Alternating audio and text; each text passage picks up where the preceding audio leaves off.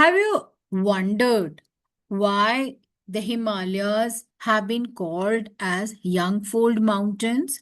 Have you ever tried to understand the geological history about the formation of Himalayas? Let's try and understand.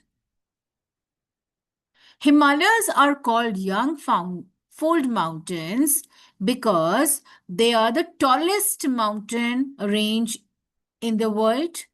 The fold here means they were created when the rock layers were pushed, folded due to the plate mountains. Here, two tectonic plates have collided, crumbled, and they rose to great heights, rising to form these mountains.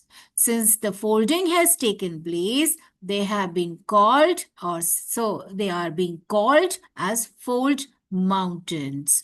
You see the ups, the downs, the twist and the turns.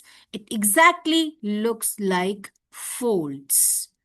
Coming to the next, that is why they are considered as young.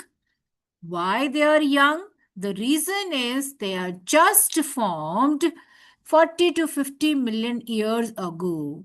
So comparatively, you can see the Aravalli range is one of the oldest mountain range in the world, and the estimated age of these mountains are around 3.2 to 3.6 billion years.